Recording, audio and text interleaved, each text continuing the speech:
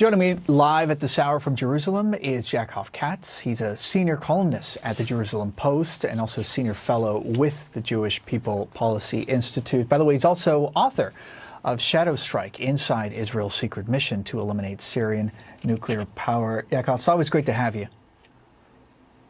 Thank you, Paulo. So here we are. It's already early morning where you are. We've obviously seen nearly 2 years of similar protests from many of the family members of the hostages. This time, though, do you think that things might be different? Should they be encouraged this time around that this new movement could finally push their leader to reach out and maybe establish a deal to bring home their loved ones? Well, I think there's great desperation on the side of the hostage families.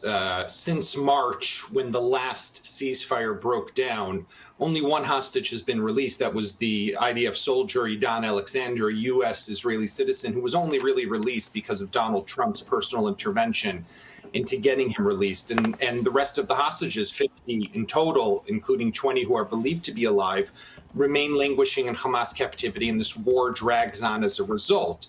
What the families want to do is galvanize the entire country to basically stand together and demand that the government stop whatever else it is doing, stop in its path this new operation that might be launched in the weeks to come, and prioritize getting back the hostages. The problem here, Polo, though, and we already know this for a while, is that it takes two to tango. It's not enough. Yeah. Even if Netanyahu were to say, I'll do everything to get back the hostages, if Hamas isn't willing to play ball, you don't really have a deal on the table.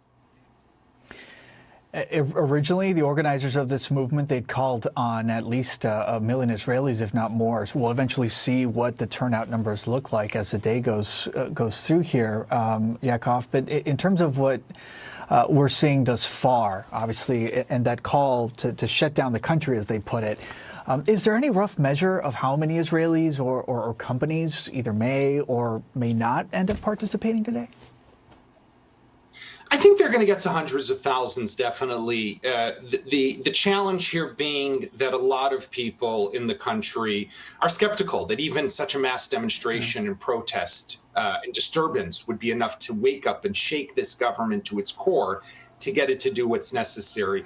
One of the big problems for this movement, though, is the fact that the Histadrut, the largest labor union in the country, has said that it is not going to be participating in the protest in an official capacity. It's given its members the opportunity to decide for themselves whether they want to participate or they don't. And that's basically because the head of the labor union also said, if I knew that this would work, I would give the order for a general strike.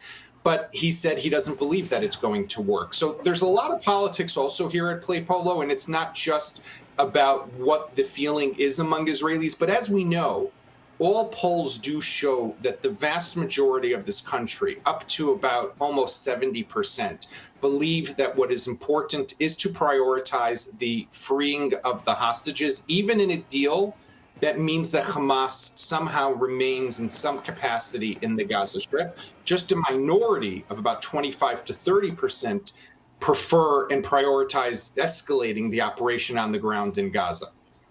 Yeah, and as we see that, we hear from the Prime Minister. As we see those poll numbers that you mentioned, we also hear from the Prime Minister, who insists that the escalation that was announced, or at least plans of the escalation, in his view, is the best way to end the war. So, as you mentioned, those politics certainly are at play. Finally, from me, Yaakov, and I think you touched on it just a little while ago, what is really driving that sense of urgency and, as you put it, desperation for these families of the hostages? Is it mainly the IDF's plans to escalate their offensive in Gaza?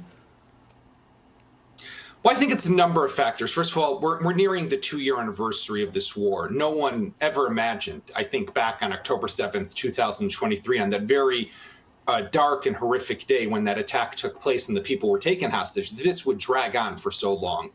That's number one, the time. Number two is the videos that just recently came out of 2 of the hostages, Ram and Evyatar, both malnourished, starving, looking deathly, as if their days are numbered. And we heard from doctors later that their days are in fact numbered.